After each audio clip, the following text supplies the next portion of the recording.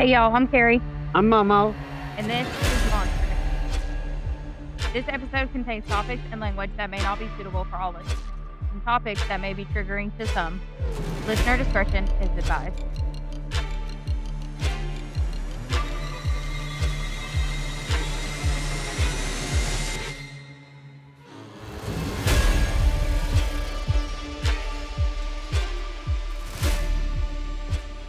All right. I'll quit playing my game now. Recording. Fix my bumble blanket. You boom. I know. I used my last night when I was trying to sleep, sitting up in my Yeah. chair, which was very comfortable, by the way. I used my teddy bear blanket. I know. And you picked out a good blanket. I know. Okay, anyway. So we're back with our third episode of December. I hit it. Oh, okay. Which means we only have 2 left before we start fresh with a new year. I wish it would stop. I know. And it's supposed to start this weekend. I ain't going nowhere. Me neither.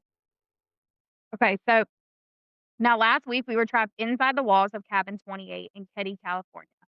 We saw the horror that can happen in a confined space. But today, we're stepping outside. So when y'all hear this, it'll be December 15th, and winter is settling in. And to match the chill in the air, we are traveling back to 1959 to examine the mother of all outdoor mysteries. That's before your grandma. Yep, it was an old one. What's up, your grandma? So we're gonna put our imagination caps on for a minute, and then we'll get into it. So, got your cap on? Ready? That's the raise I'm going to get. Okay. So, I'm gonna build an experience for you. Okay. Yep. So first, imagine the temperature. Freaking cold. It is negative 25 degrees Oh, Celsius. hell. That is negative 13 degrees in Fahrenheit. That's just rude. Yeah. So it is the kind of cold that doesn't just freeze water, it freezes thought. It slows your blood. It makes every movement a calculation. The wind doesn't just blow either. It screams at speeds of 20 to 30 miles per hour, creating a wind chill that will destroy any exposed skin in minutes. Not if you don't go out in it. You feel the chill yet? I'm always cold. You know that. So now imagine that you're in a tent. Oh, hell no. You're on the slope of a mountain in northern Ural of the Soviet Union. Oh, hell no. No, wrong. No. That's just rude, mean rude. It is pitch black outside. You're with 8 of your best friends. You're experienced and tough. You have a stove and blanket. You're safe. You feel the heavy, familiar weight of the canvas pressed against the wind. A canvas that is your only barrier between the absolute silence and the crushing cold of the night. And then something happens. Dun, dun, dun. Something happens that is so terrifying, so immediate, and so defying. The bumble shows up. And so defying of logic that you grab a knife. You don't reach for the zipper of the tent, the careful, methodical motion used to keep the elements out. You don't have time for it. You take the knife and you slash through the heavy canvas wall of the tent from the inside. You rip it open and you run. Don't run. I'm in trouble. You run out into the snow without your coat, without your boots, and some of you are in just your socks, and even worse, some of you are barefoot. No. You run a mile down the mountain, into the tree line, and into the darkness, knowing that you will likely freeze to death within hours. But whatever was in that tent, or outside of it, was worse than freezing to death. This is the story of 9 hikers, a slash tent, and a verdict that simply read, quote, "They died of a compelling natural force." This is the Dyatlov Pass, the mountain of the dead. No, wrong. Not wrong, that's what it's called. You ain't gonna get my butt out there. Just the cold alone will keep me home. Right, that's what I'm saying. Ooh, no. Okay. So this There is ain't enough blankets in this world to go in a tent in that kind of weather. they had a stove. Nobody else would get warm with heat from it because my butt would be all the way around it. So this true crime story isn't just true crime or just a mystery. It's a conspiracy theory case study that is often described as a real life whodunit or the Russian Roswell. Because of the Cold War secrecy, the military involvement, and the sheer impossibility of the forensic evidence. No. Yep. Mother Nature's offering it meds. No.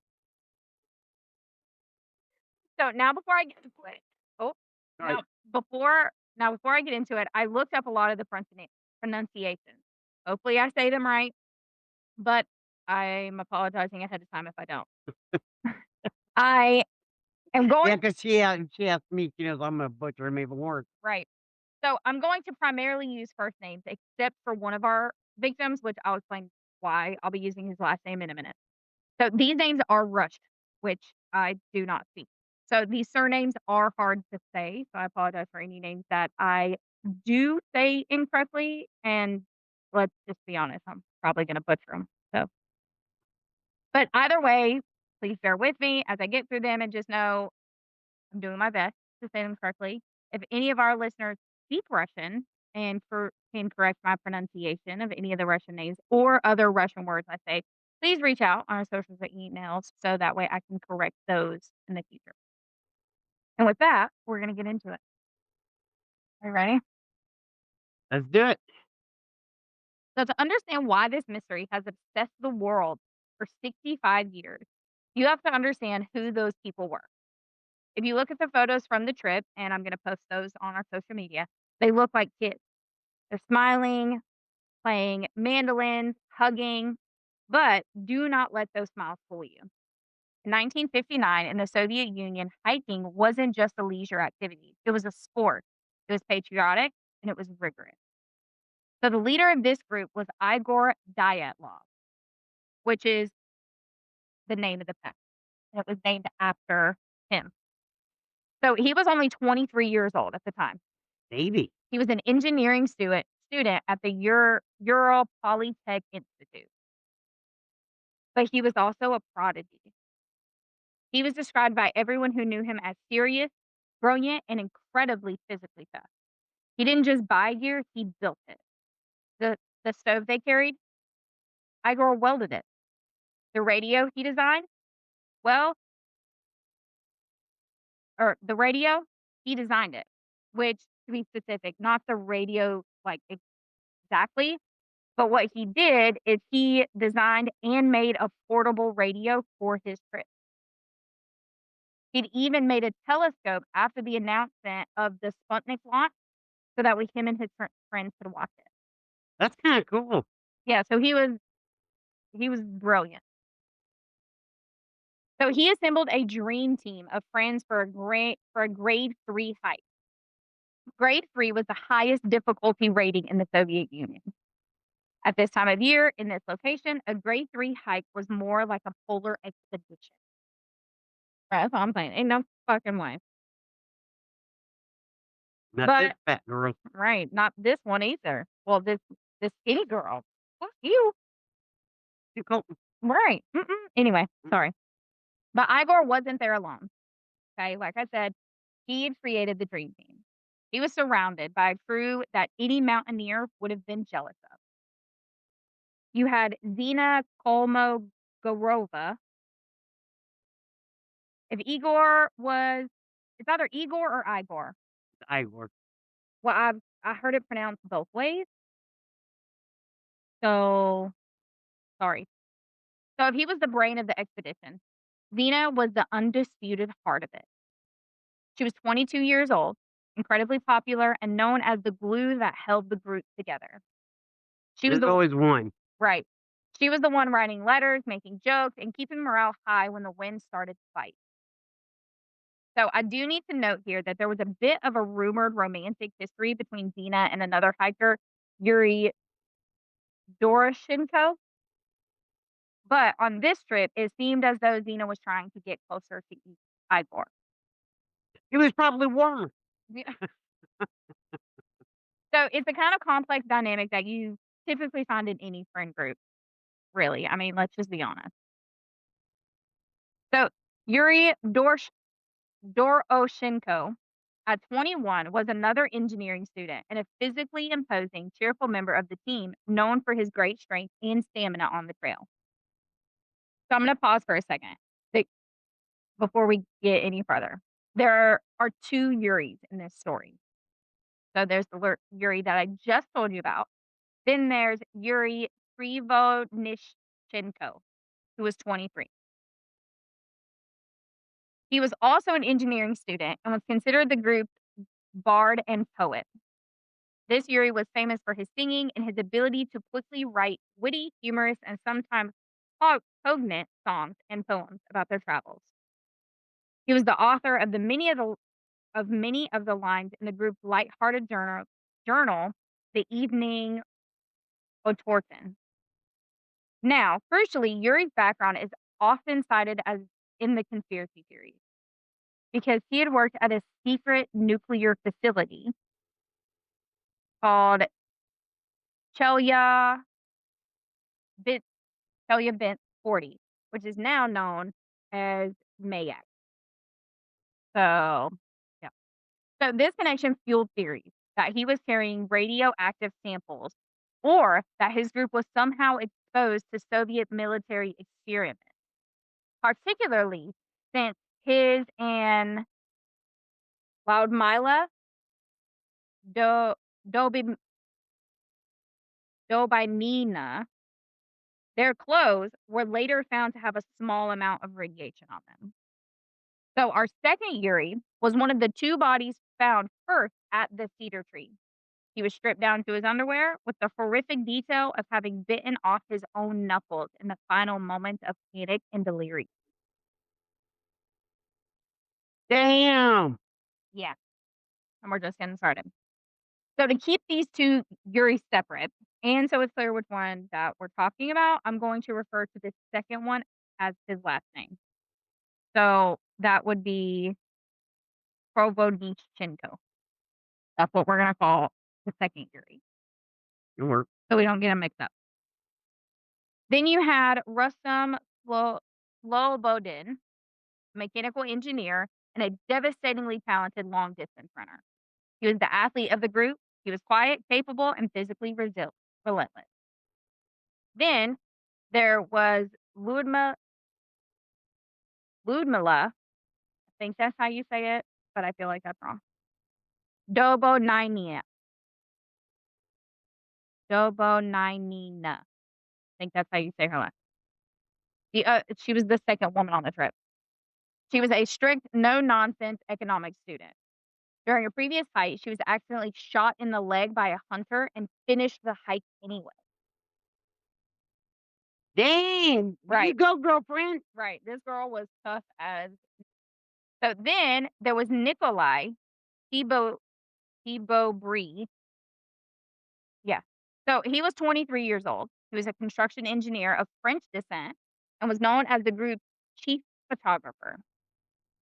Nikolai was one of the older, more experienced members, and many of the last haunting images from the trip came from his camera.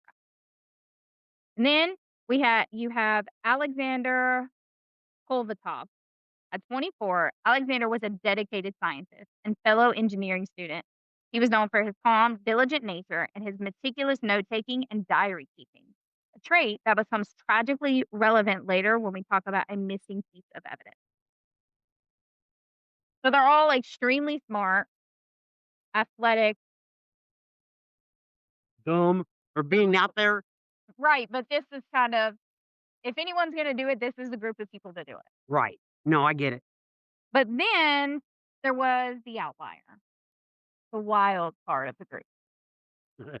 His name was Semyon Zol Zolotaryov. Semyon didn't fit the profile of the others. While the rest of the students were in their early 20s, he was 37. He was the old man of the bunch. He was a veteran of the Great Patriotic War. He was a man who survived the brutal front lines of World War II while the others were still in grade. He was an enigma. He had strange tattoos on his hands and chest that family members claimed they had never seen before. Symbols and letters including Ayar Mamu Azu Aya. Believe that's how you say it. This is a phrase no one has ever been able to fully decode. He also had gold teeth, which made him very distinctive. Gold cap, like That's that. what I'm gonna assume, yeah. That's what I've seen everywhere with gold teeth, but I'm gonna assume they're just caps that are gold instead of silver. Yeah. Which back then, that's That was it was ritzy. but yeah, the wording was different and those were bougie, basically. You have those. And perhaps most interestingly, he was a stranger to the group. He was added to the expedition at the very last minute, transferring from another hiking group. He barely knew Igor. So I want you to keep Simeon's name in the back of your mind. Because later, when we start talking about radiation, secret weapons, and a KGB cover up, all roads lead back to the quiet veteran who joined the trip at the 11th hour.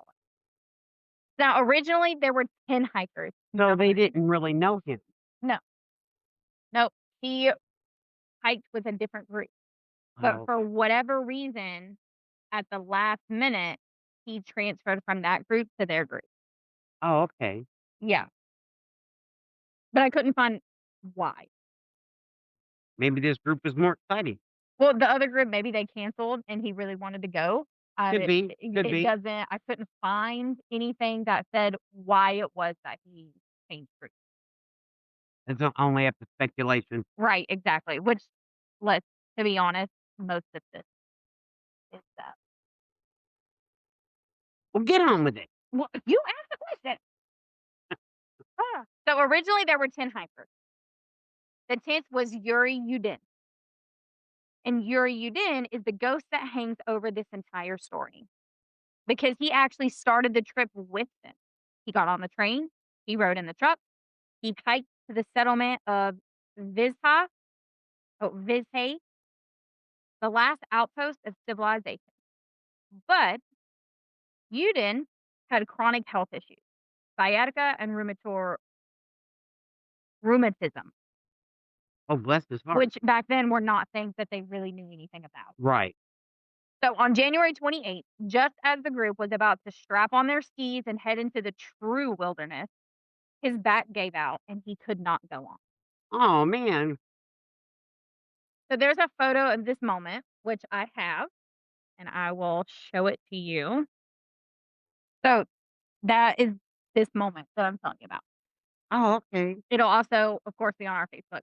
So Yuri is hugging Vladimir goodbye, which that's her right there on the left. Yuri is the one in the middle.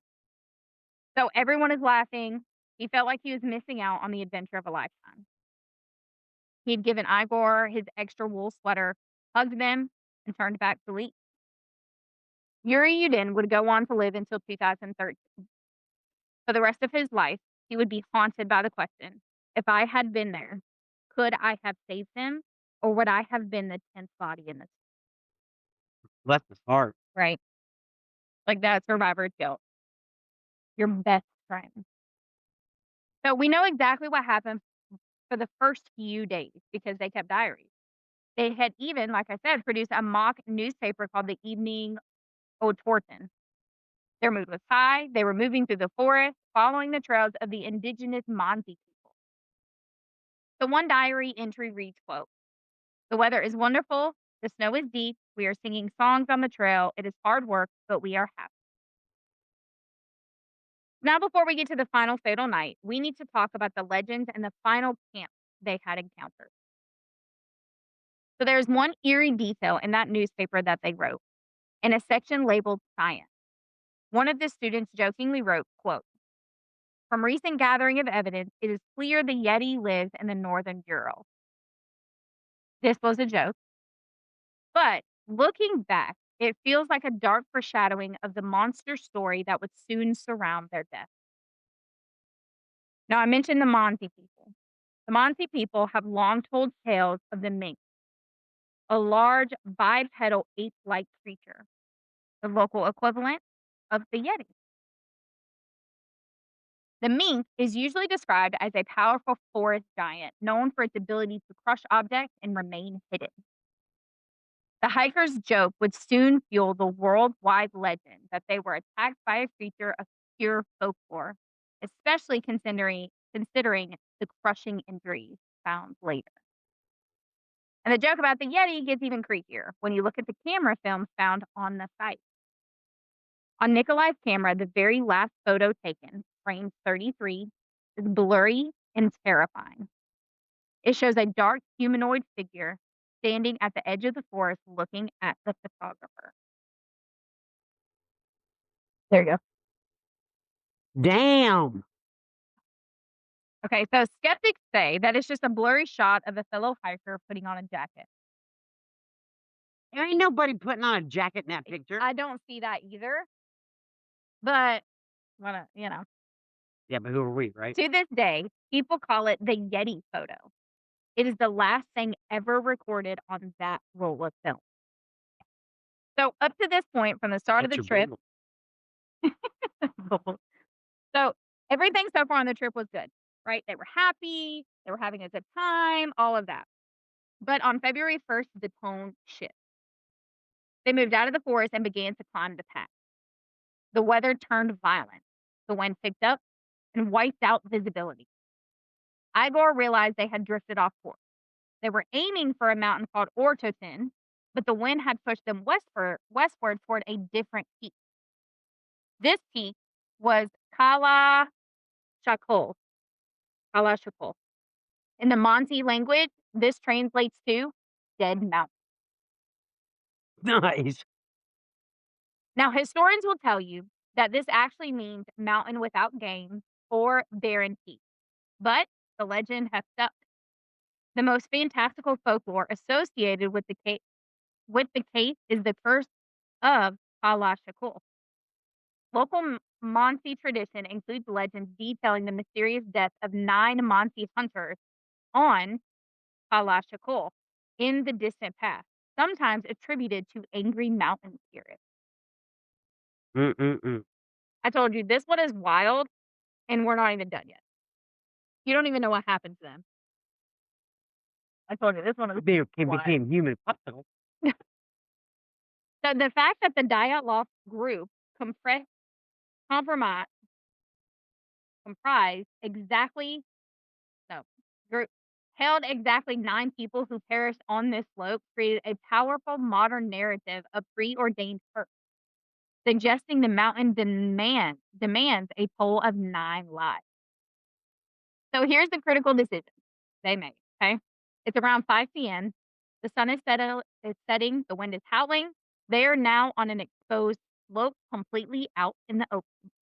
Dang. They could have skied downhill for 1 hour and camped in the safety of the forest, but Igor says no. He decides that they're going to set camp up right there on the slope. Why, you may be asking? Yeah. Maybe he didn't want to lose the altitude that they had gained. What? That could be it. Right, because I understand that. right, snow, the bad weather, it takes a long time to travel up a mountain 1 hour. Yeah, but they ski down that won't take too long. No, but then it's going to take them twice as long to get back to where they are already. Yeah, So and I know, and I get that. right, so I could get that. But maybe he wanted to practice a cold camp on an incline to train for harder climbs. Could be, could be. So they dig a pit into the snow. They pitch the large canvas tent. They take off their wet boots and they line them up neatly to dry. Which I'm going to show you the pit that they dig, which of course this will be on Facebook also. So this is the type of pit that they dig.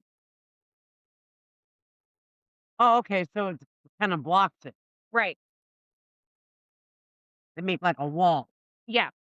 They kinda pack the snow in, um, so that way it holds it up and it also blocks the Some wind of the and elements. all yeah, Okay. which I guess that's what you do when you have a cold camp. I guess that's what you do, No apparently. camp, Yeah, I can't, but not like that. It's cold. No, thank you. Anyway, sorry. So, there's a detail that bothers experts when it comes to this stuff. So, they found the stove that Yuri had built inside the tent, but it wasn't assembled. It was still packed away. So, to them, this means that Igor had definitely decided to do a cold camp. So, the cold camp, there's no fire, no hot food, just dry rations and body. no thank you. But this is incredibly difficult to do in negative 25-degree weather Yeah, think or negative 15 if you use Fahrenheit. Some argue this proves that they were training for something harder. Others argue that maybe they were hiding.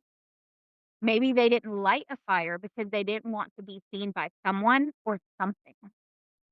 yeah, deepened. The stovepipe was also found still packed away, which led to a niche theory that an attempt to light the stove after the initial panic without venting the smoke caused carbon monoxide poisoning, Yeah. driving the remaining hikers into a terrified, delirious state that caused them to flee the tent but walk calmly to their death. Which I could see that, but the stove wasn't assembled, so That never happened. right, it's not possible if the stove's not put together. Like, they didn't get carbon monoxide poisoning and then take the stove back apart. No sense in that. They had to burn their fingers. Right. They had also found a spare bamboo ski pole inside the tent that had been cut up with a knife. But it's why? Were they trying to repair the stovepipe? Were they making a splint for an injury? This one thing suggests that they were awake and working on some kind of problem inside the tent before the chaos started. There's one more crucial detail about the inside of the tent, their dinner. Investigators found pieces of ham and bacon that had been sliced but not eaten. Some pieces were found dropped on the floor as if mid bite. So, this tells us that the event was instantaneous.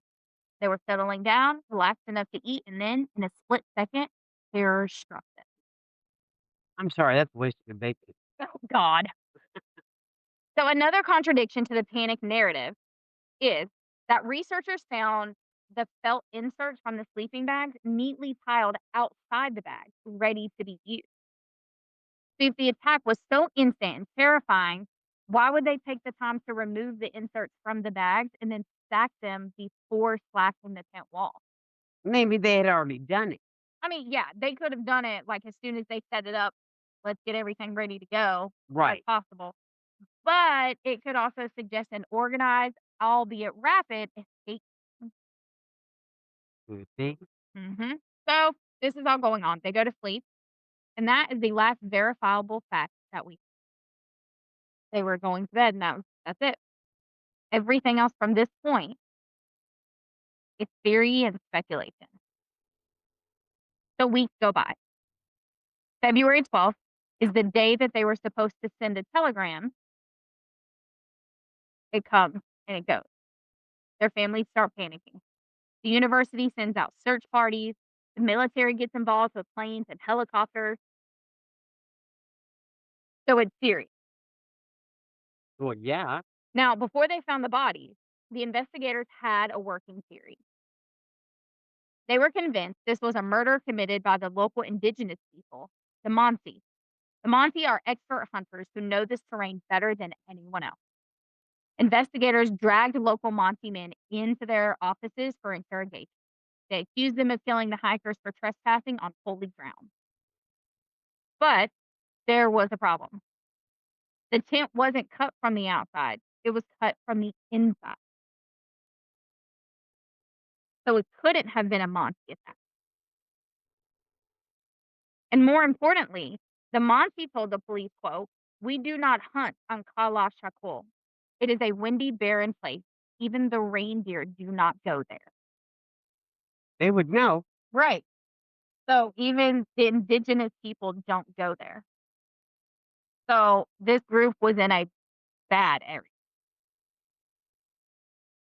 So during the search, a Monty guide, Ivan Patum, noticed unusual non-traditional markings carved into trees near the path. Though investigators initially saw them as potential Monty warning signs or even signs of conflict, Patham immediately recognized that they were crude imitations, likely carved by the students themselves as a joke or a marker, further cementing the Monty's innocence. However, the initial theory became the root of the Monty execution folklore, where the gruesome, silent way the final bodies died is interpreted as a unique, non conventional form of ritualistic punishment by the offended local tribe. Yeah. So on February 26th, a student volunteer spots a small black dot on the white slope of, of Kalashakol. It was the tent. It was half collapsed and covered in snow. A flashlight was found lying on top of the snow on the tent roof. It was switched off, but the battery was still working. So Somebody's been there. right, because the tent is fresh, there's fresh snow on it, and then there's a flashlight on top of that. Somebody had been there. Yeah. Okay, and then as I mentioned in the intro, the investigators confirmed the tent was cut from the inside. So despite the fact that the tent was clearly slashed open with a knife, the definitive weapon used to make those cuts was never found or identified among the hunters or the hikers' recovered gear. So they never found the knife that cut the tent open. Mm. So this adds another layer of confusion to the scene, suggesting the knife used was either lost immediately or taken by the survivor. This lack of weapon and the bizarre calm footprints led some to the tourist killer slash escape gulag prisoner myth, proposing the group was ambushed by an external human agent, a mad trapper, or an escaped convict who used brutal, quick, silent force to dispatch them before they could cry out. I don't buy that one. Nah. That one seems a little too out there for me. Like, what is an escaped convict doing on top of a random snowy, If he's smart, he's in a tropical area. you know what I mean? Like, how did he get up there? This doesn't make any sense to me. Not it. And there was one more detail found just outside the tent as well. A single spot of urine in the snow. Nope, just one single spot. That don't make sense. Yep. So why does this matter? Because it implies that right before the chaos started, someone had stepped outside to relieve themselves. They were likely wearing just socks or one felt boot. And this changes the timeline. It suggests that perhaps not everyone was asleep. Someone was outside, saw something or heard something, and that person might have been the catalyst for the panic that then took place inside the tent. That doesn't make sense.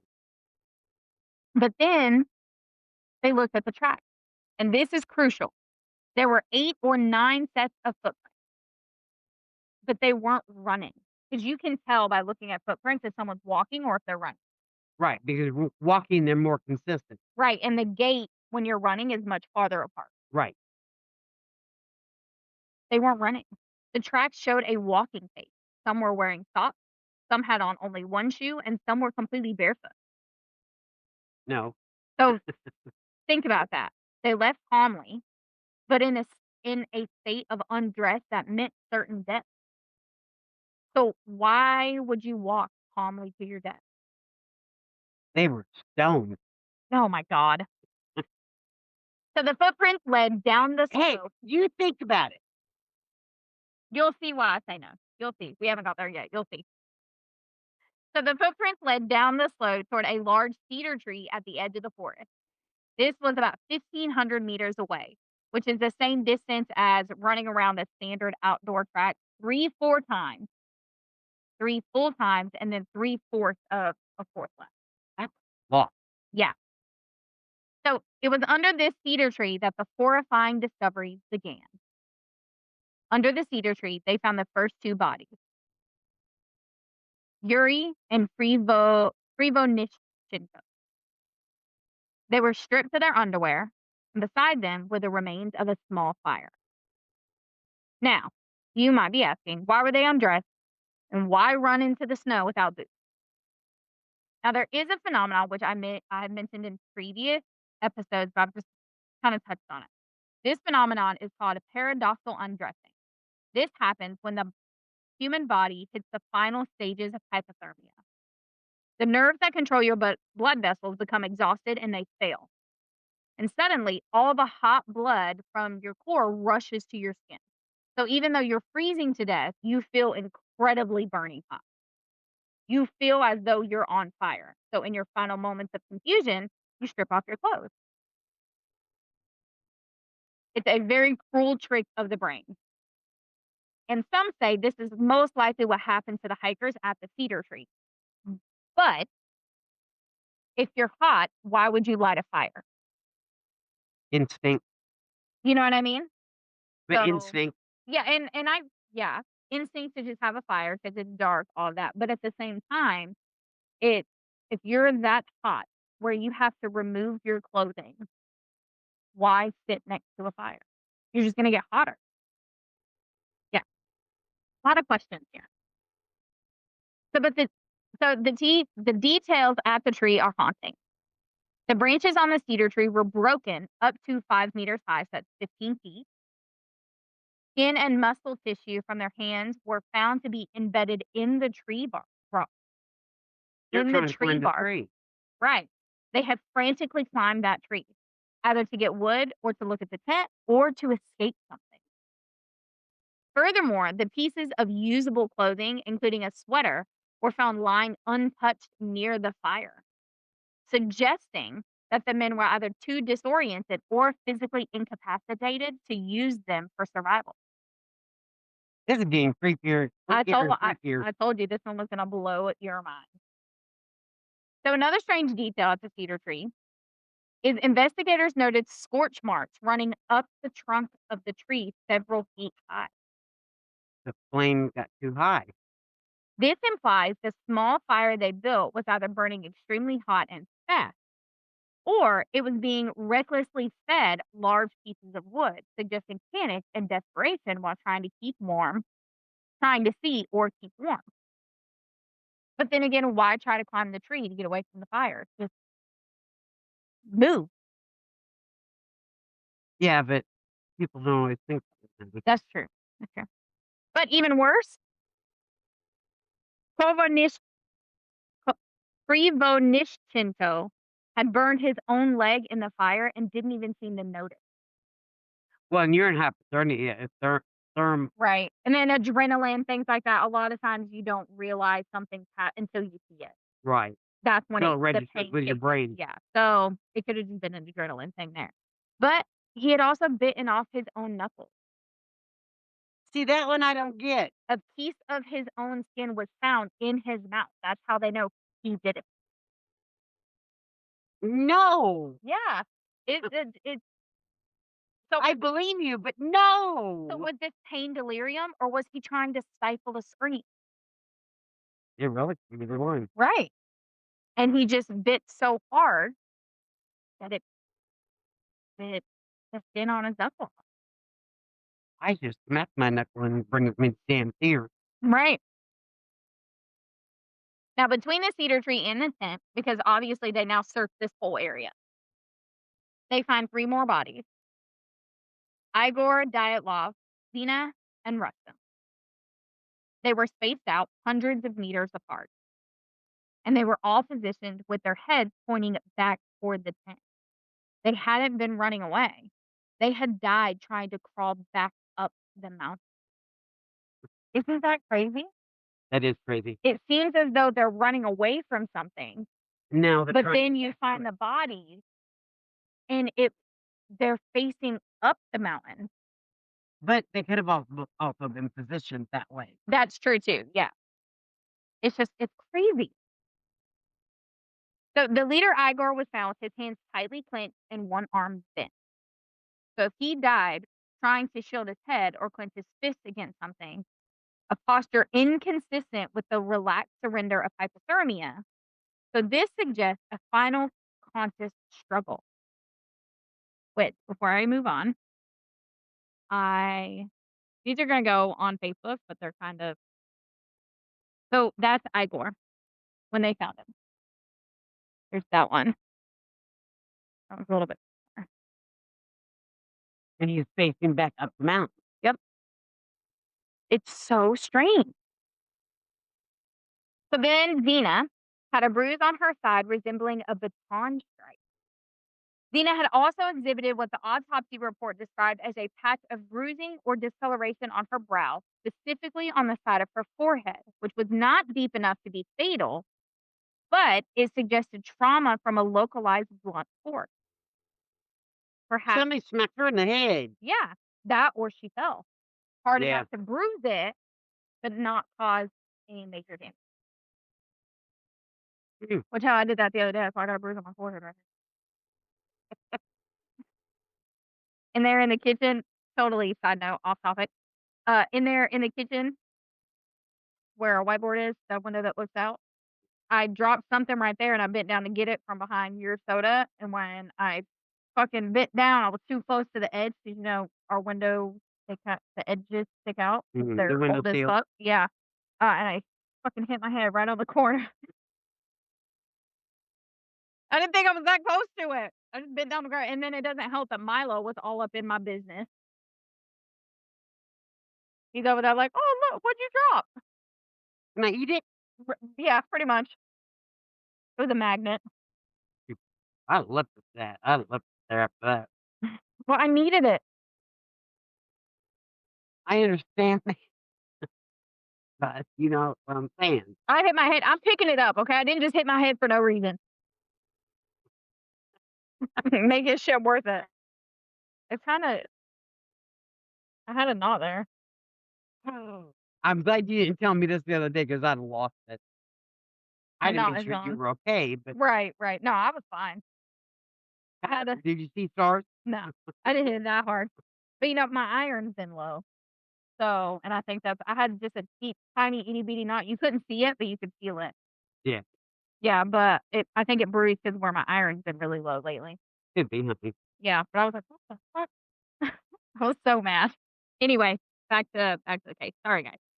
So the autopsy of Nina also noted a strong internal hemorrhage in her temporal muscle, which is a localized head trauma that doesn't fit the hypothermia only narrative. No, that's a smack in the head. Yep. Hard enough to cause a major hemorrhage. That's a big old hematoma. Oh, yeah. Restham had a small fracture in his skull, but ultimately the coroner said that hypothermia is what killed him. So this small fracture, coupled with Zena's bruise, leads some to the Logan's Lagove murder-suicide pact folklore. So this suggests an internal fight, possibly over Xena, erupted in the tent with one or two members forcing the others out to die in the cold after inflicting non-fatal injuries. However, there is one forensic detail with these bodies that does not fit the official story, and that's about livor mortis. So we've talked about livor mortis a few times, but if you're new, I'm going to go back into what it is.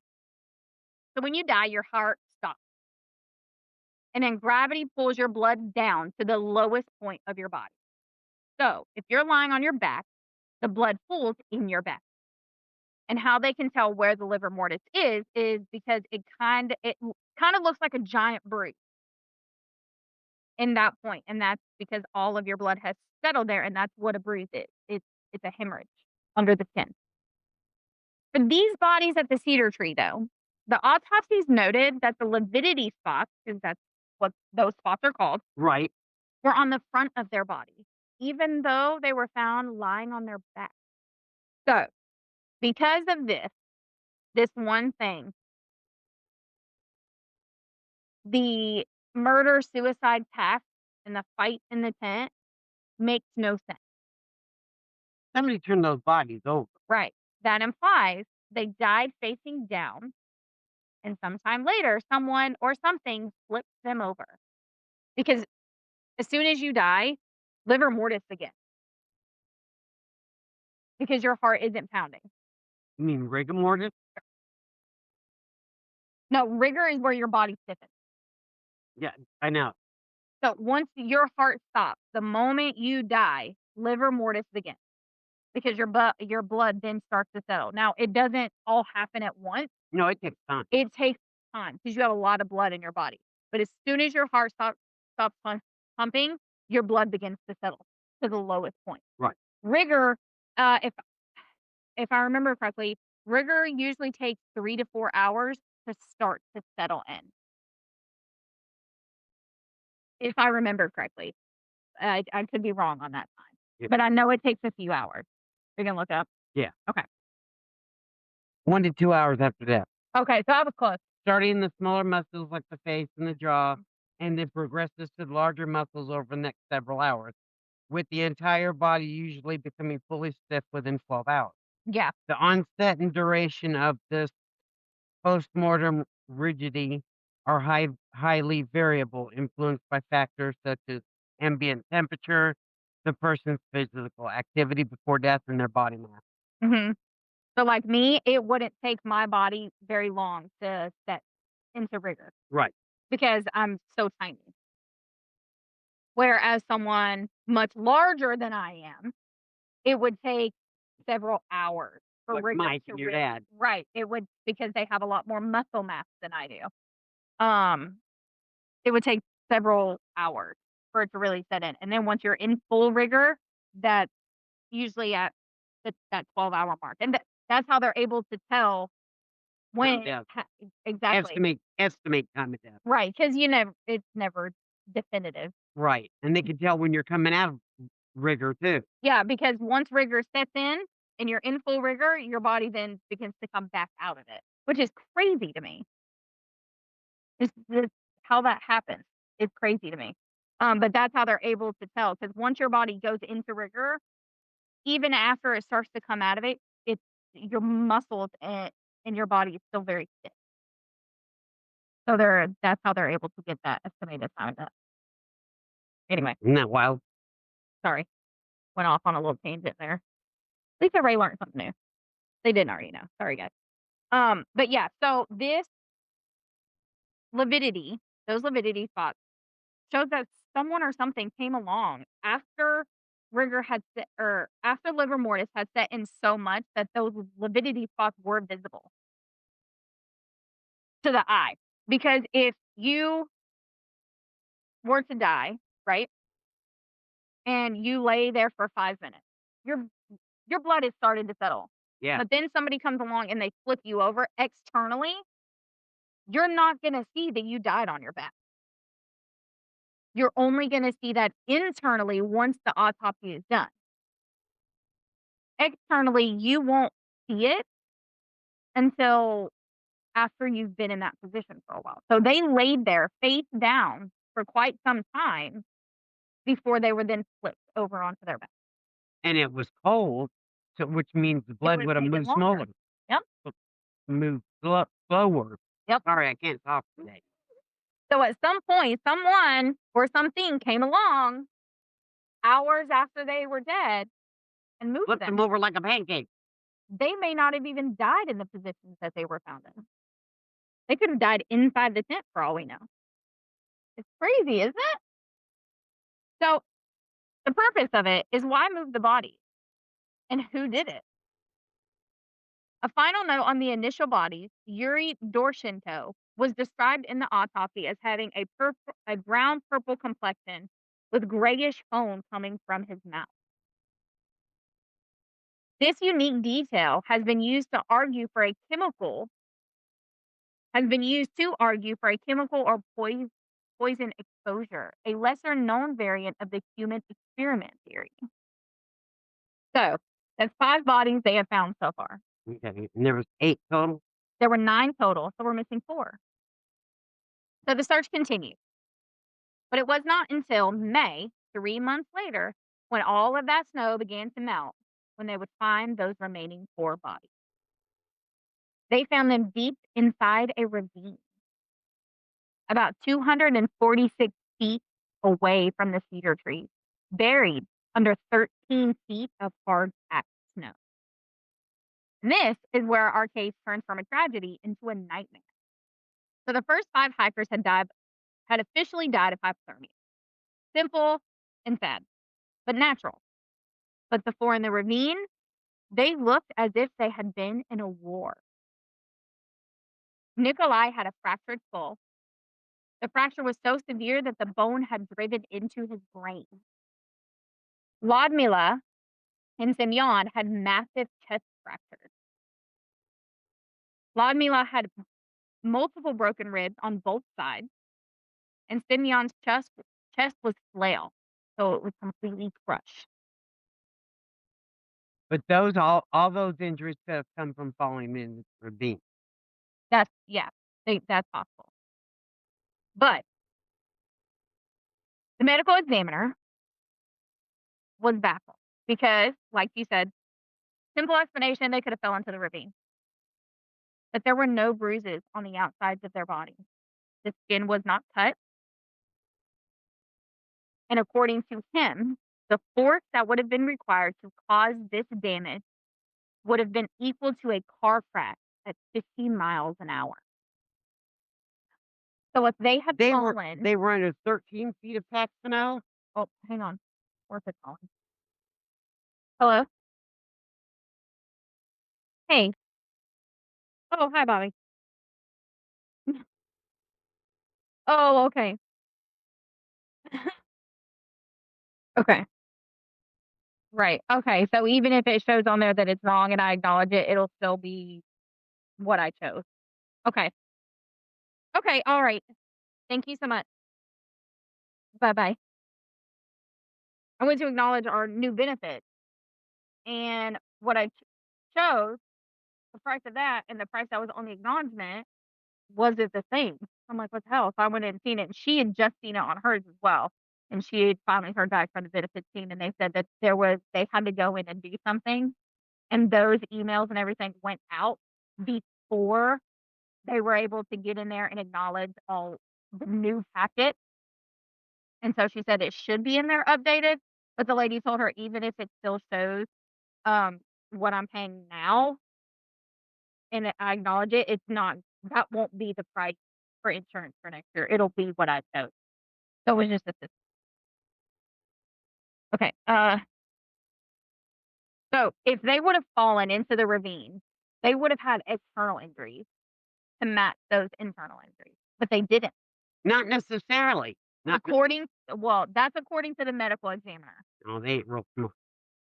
That's that's according to the medical examiner. But I also could not find how deep the ravine was.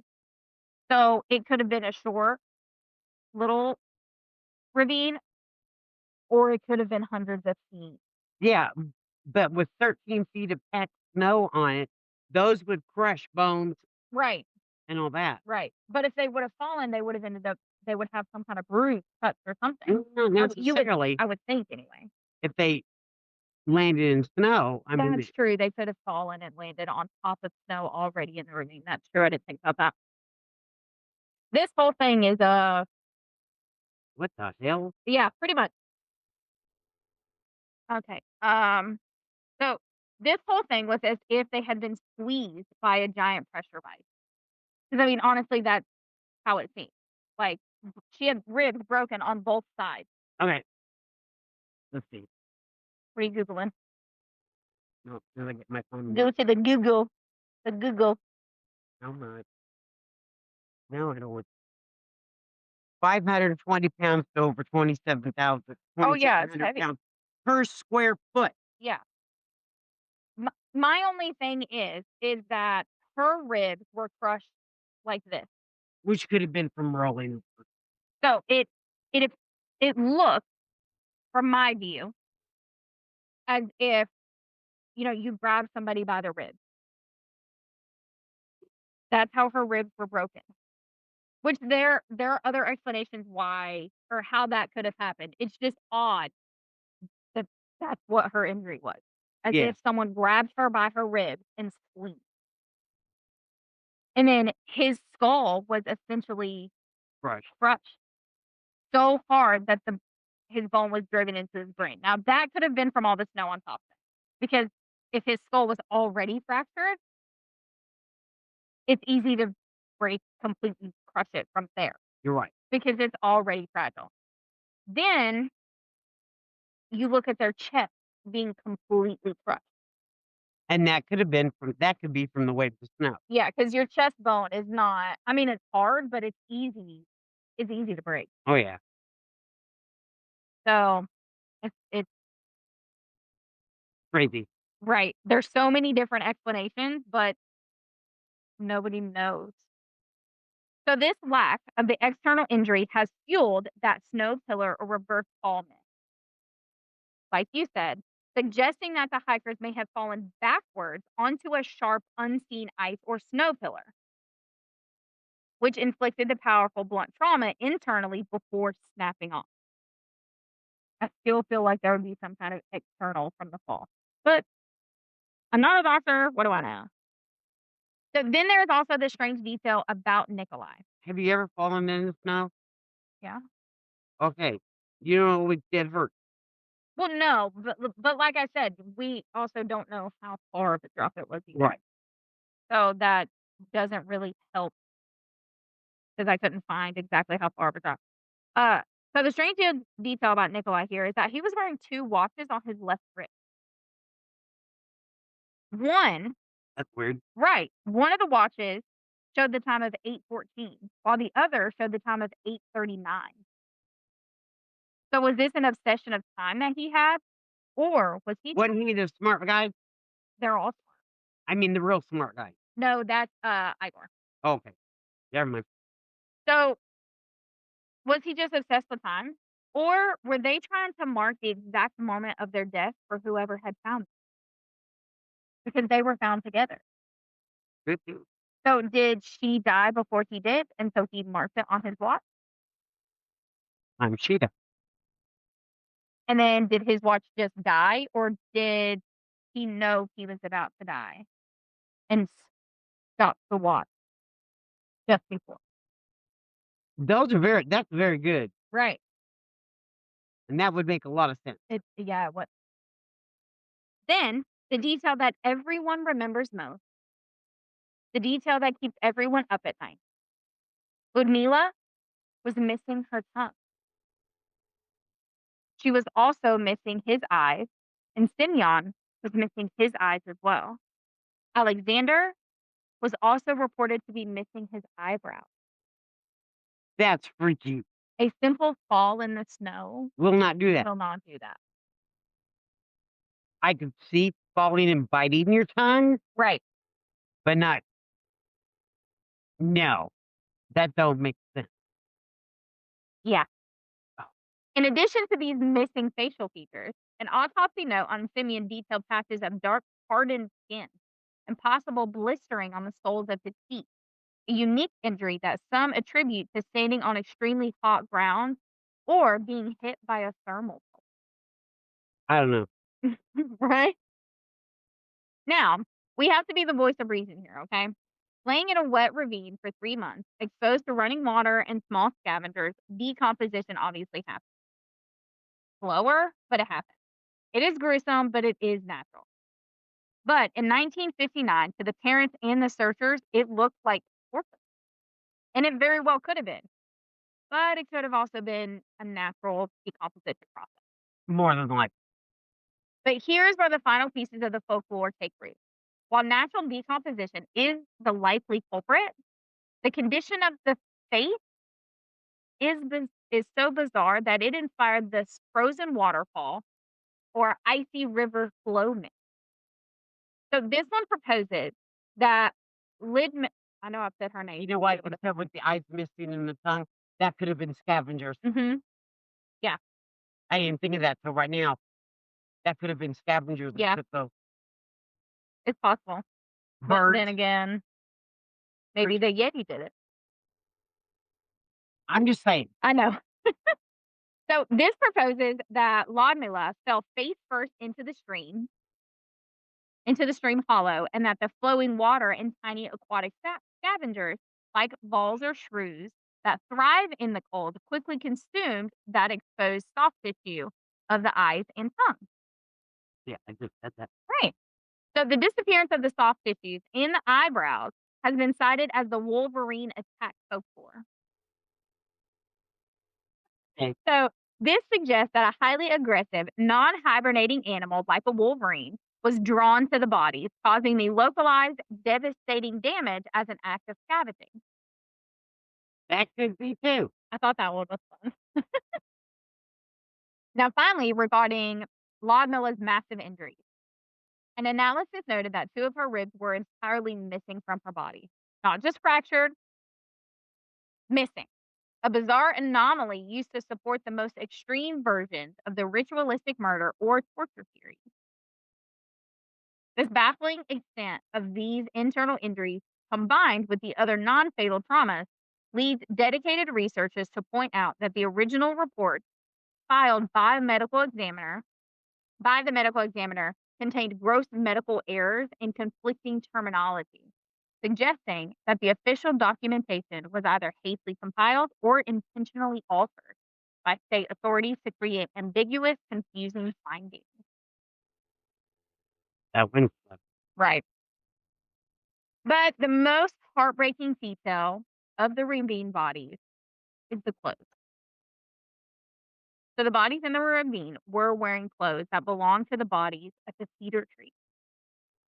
Okay. So Simeon was wearing Zinya's faux fur coat and hat. Zena had wrapped her foot in Krivonishenko's wool trousers. This tells us a terrible story. So the four in the ravine survived the longest. They saw their friends die at the cedar tree, and in a desperate bid to survive, they took the clothes off the dead bodies to try and stay warm. Okay, now I get that. That makes sense. 8 And depending how long they laid there, when they flipped them over to take, then that makes what explains why they were flipped over. They flipped them over to take the clothes off. If that's what happens, yes. That's just the theory. Yeah, I know, but I'm just Right. saying it makes It sense. would make, yeah. Yep. Okay. So the saddest fact of all, the day the incident most likely occurred, February 2nd, was Simeon's 38th birthday. So he died on the day that he was born. Oh, So the bodies were found, the horror was documented, and we are left with the central question: what happened? The Soviet government closed the case file, stamped it confidential, and told the families they died of a compelling natural cause. Why are you closing the file and marking it confidential? because they have to some. And then they did something even stranger. They closed off the entire area for 3 years. No hikers, no expeditions. So if it was just an avalanche, why are you banning people for 3 years and marking the file confidential? Because something happened up there that they don't want everybody to know about. Exactly. And if you want a reason to distrust the government, just look at the paperwork. The official criminal case file was opened on February 6th of 1959. But the tent wasn't found until February 26th. So why was the file opened 20 days before the tent was found? How did the prosecutor know to open a death investigation for these students 2 weeks before anyone knew they were missing or dead? It suggests the authorities knew something had happened on that mountain long before the search party was ever sent out. That's what they get back. See? So this secrecy fueled the wildest rumors and theories that are out there. Now, at the funerals, family members noted that the skin of the hikers was a deep brick red or orange color. Some said they looked like, quote, Africans. I hate that, but Yeah, listen, they could have used other words. I don't know. Now, pathology tells us this is likely mummification from the wind and sun at that time. And that could be true. Right. That could be true, that will darken your skin and make it look a different color. Right. But it has fueled the human experiment myth because you pair that with the foam and all of that. This theory says the hikers were exposed to a secret chemical or radiological agent that caused the skin discoloration and the radiation contamination because remember there were small traces of radiation found on a couple of Yeah. the crushing injuries without external marks are attributed to a controlled pressurized blast or a directed energy weapon used during a top secret Soviet. This theory also combines with the blinding flash or photochemical theory, which suggests the initial panic was caused by an intense light burst, possibly a weapon, that caused immediate severe damage to the eyes of the exposed victims, forcing them to flee blinded and in agony. Then there's also the matter of the missing notebook. So one of the hikers, Alexander, famously kept a detailed diary. He wrote in it every single day. But that notebook has never been found. Not in the tent, not around it, and not with him. So did this notebook contain the truth? Did the KGB take it? We will never know. And to deepen the mystery of documentation, in the official case document, there are transcripts of the fourth diary belonging to Yuri Nishchenko. But the physical diary itself was never found or returned to his family, fueling the cover up narrative that sensitive information was purged from those files. And then there was the radiation. Investigators tested the clothes for radiation. Why? Why? What's the point of that? Why do you need that's not a normal test that you run. No. But this is also Russia in the late 50s.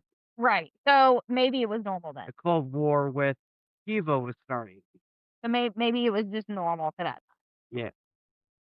They had found radioactive contamination on the clothes of Simeon and Zena. Now, this is where the KGB and military theory comes in. So this theory is fueled by reports of glowing orange orbs seen in the sky by other hikers 31 miles away on that exact same night. This leads us into the final piece of key folklore, the fireballs and UFO lore. Oh, geez. So this built upon credible independent reports from other hiking groups seeing, like I said, bright, silent orange spheres moving across the sky in the direction of the Dyatlov group's location. The government's efforts to suppress these sightings is what created the modern myth that the hikers were killed by a secret weapon, a radiation pulse, or an extraterrestrial energy source that manifested as a glowing orb. With that, it appears that there may have been a little bit of evidence to support the alien theory. Oh, brother. The film Inside Simeon's Camera shows a flash of light or severe overexposed exposure that supports that idea. That was the last thing that hikers had documented before the incident happened, and it was cited to be an artificial light source. So it was not a flashlight or a lantern, anything like that. She just rolled her eyes at me. She just rolled her eyes at me and shook her head.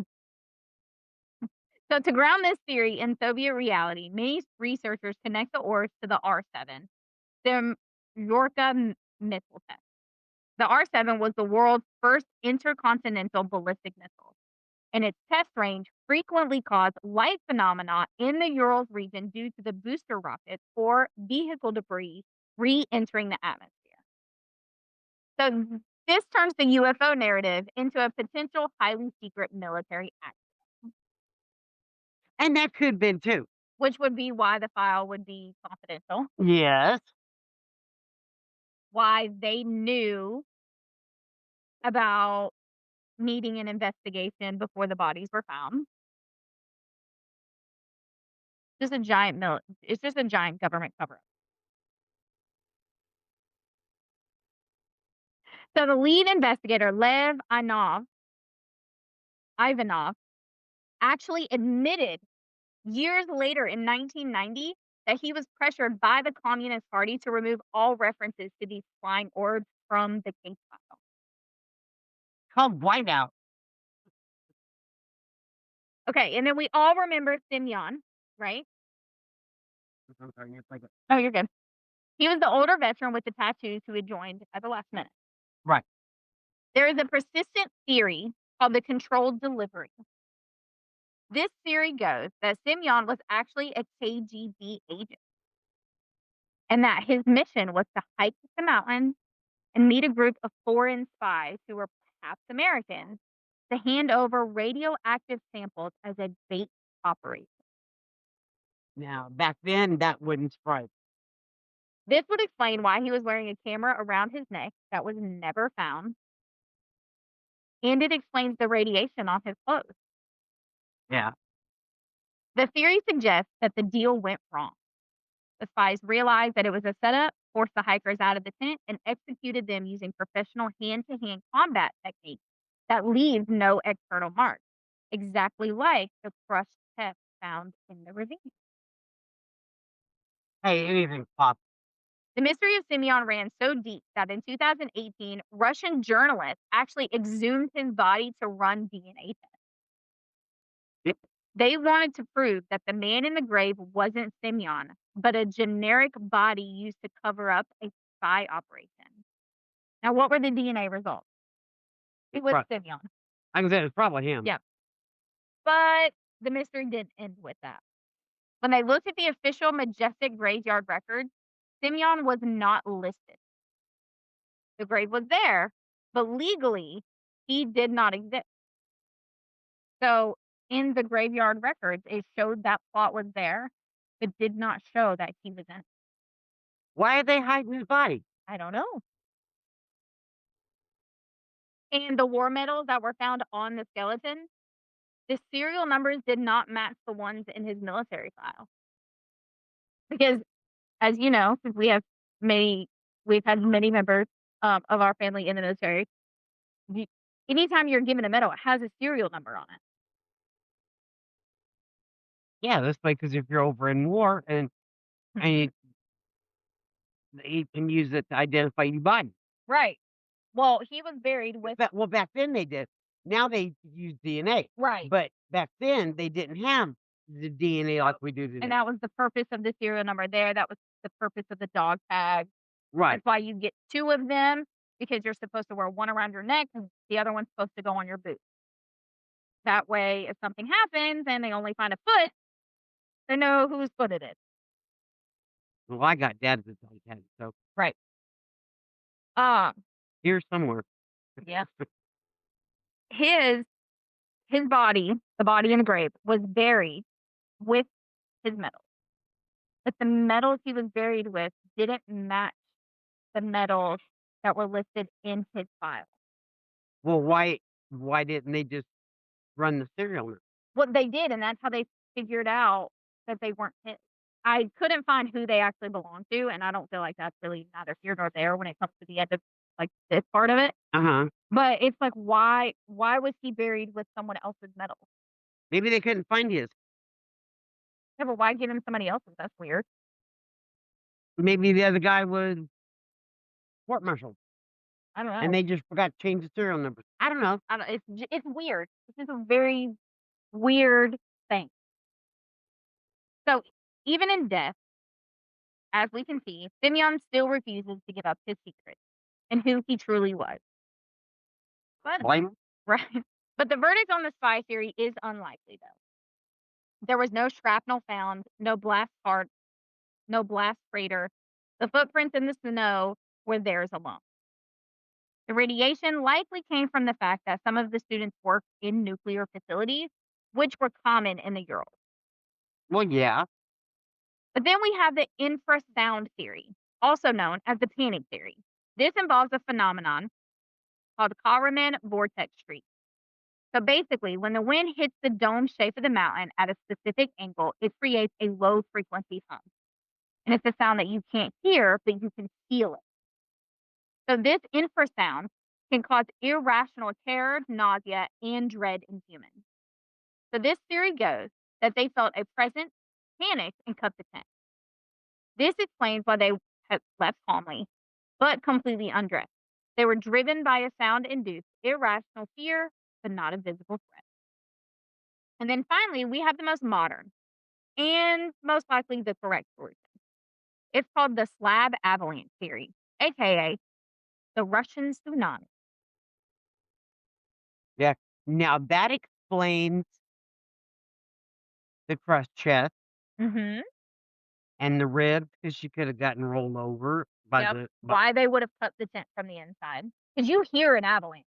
oh, shoot, yeah. Before it hits you, you hear it. It ain't like an earthquake. You hear the cracking of the snow and the breaking of the ice. You hear it. You know you about to get whooshed. So that would explain why they cut the tent from the inside, And why they ran to the forest line. why they ran without clothes. So they were just trying to get the heck out of Dodge. Right. It would explain a lot. Yeah, well, explain and the way and I've just watching avalanches on TV and stuff. They don't go straight down. Boy, they kinda spread out, Yeah. which explains why those 4 were in the ravine with all that snow on top of 'em. Because they could have got caught in it. Right. But what it doesn't explain is why the other ones were facing up the mountain as if they were going up instead of down. It does not explain that. It could have flipped them around. It also does not explain the fire at the tree, why branches were broken 15 feet up, Depends on how high that avalanche was. but they also had skin on the tree and pieces of tree on it. Trying to climb the trees to get away from the avalanche. That's true too. I didn't think about that. See, that's the way you But meet what your about the grandma. fire? Why are you lighting a fire if you're trying to run from an avalanche? Maybe after the avalanche, they decided to light a fire to hopefully a plane would see it or to Maybe. keep warm. Maybe. I mean, the avalanche makes more sense, but there's still a lot of questions that surround Oh, it. yeah, it's Yeah. just one another theory. Right. So for 60 years, experts said that the slope wasn't steep enough for an avalanche, though. It doesn't have to be steep, does it? But in 2021, a massive breakthrough had happened. Scientists Johann Golmi and Alexander Persrin actually And it's used probably pronounced Johann. is with a G. Oh, never mind. Yeah. Hey, you could be right. I could be wrong. Could be, but I don't know. We both could be wrong. We don't speak That Russian. wouldn't be I the don't know. that wouldn't be the first time. Oh, I'm trying. I'm sorry. They had actually used the snow animation code from the Disney movie Frozen to simulate the snow physics on that mountain. And here's what they found. It wasn't a giant roaring avalanche that buried the village. It was a slab. So when the group cut into the snow to pitch their tent, they destabilized the heavy block of snow that was right above them. Then sometime in the night, that block, which is heavy as concrete, snapped loose and it slid just a few feet, but it landed directly on the tent while they slept. This would explain the crushed chest because the weight of the snow block pressed them into the hard ground, which would break their ribs without cutting their skin. It also explains the cut in the tent. The exit was blocked by the snow, and they had to cut their way out. So the slab theory explains the injuries. It explains the escape, but it doesn't explain the heroism. Because once they were out in the cold, injured and freezing, they didn't scatter. The healthy ones carried the injured ones. They gave their clothes to the dying. They fought for every second of life. That makes more sense than any of Mhm. Yep. The Dyatlov Pass remains the ultimate winter mystery. It reminds us that we can have the best gear, the best training, and the best of friends, but the mountain always has the final say.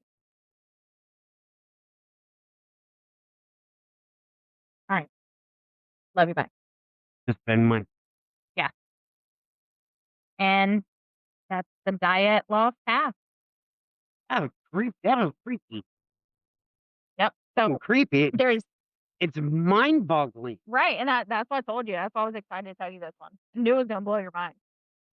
because there's so many theories out there. Yep, and to a certain point, they all make sense, But then there's something else I said that doesn't right? fit. They all make sense, but then there's those little things where it's like, "Okay, but that doesn't fit here." That's crazy. Yep. That's just absolutely So, nobody knows what happened, and this will probably be one of those that we never will.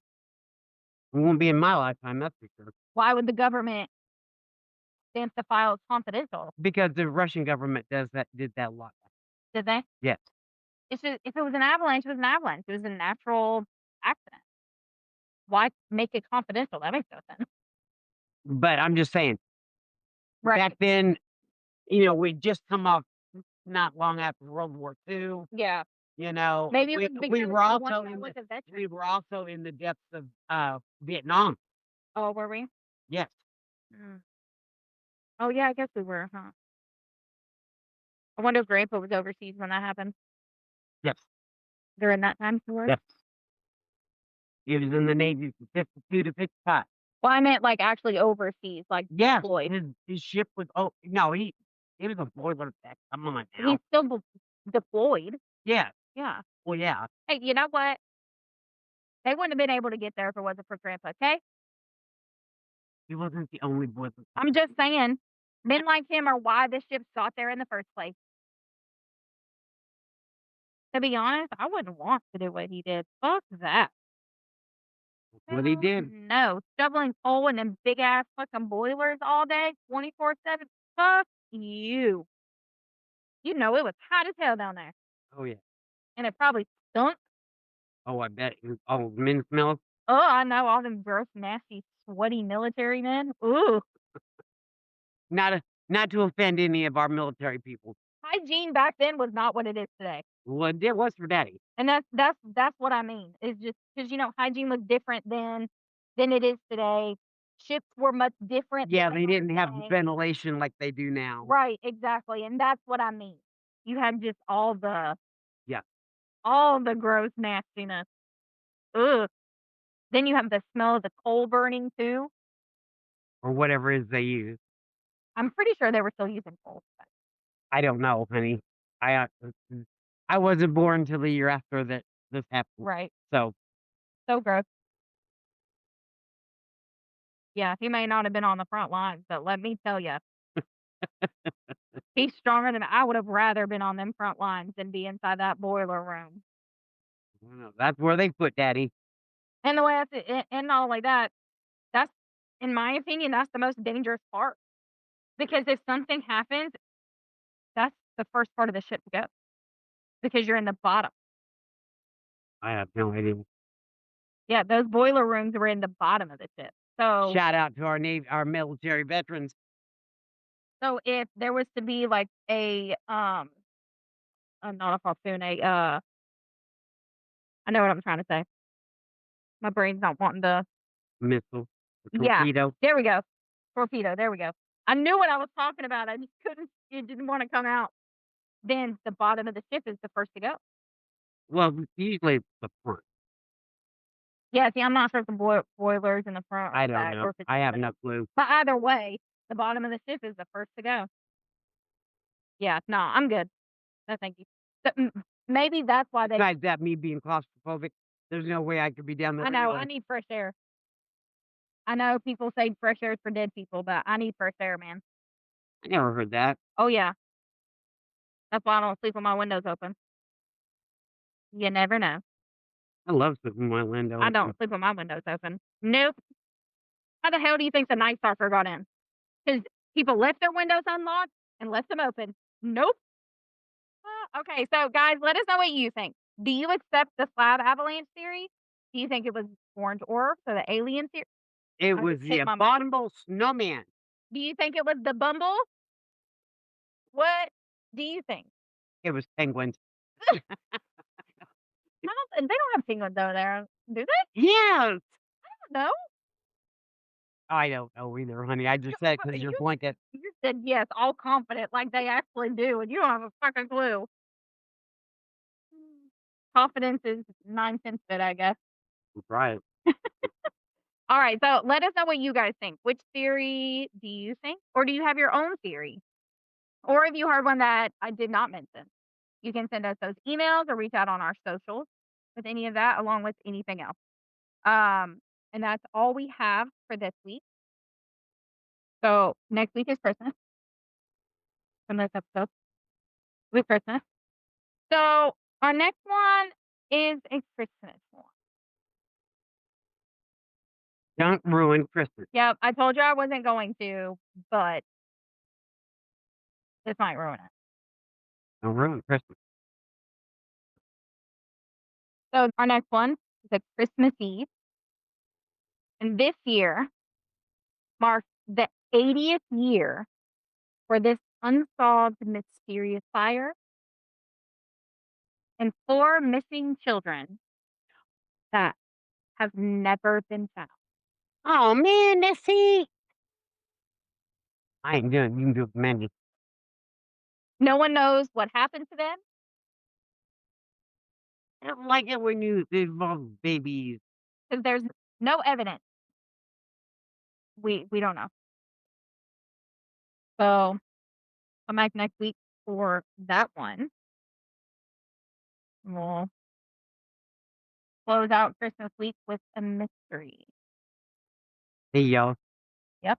She does. Let's see what she does to me. All right. So we hope you keep listening. Stay warm. And if you hear the wind howling tonight, maybe double check your log. And make sure you remember to Watch out for monsters. and don't kill people. Bye, y'all. Bye, y'all.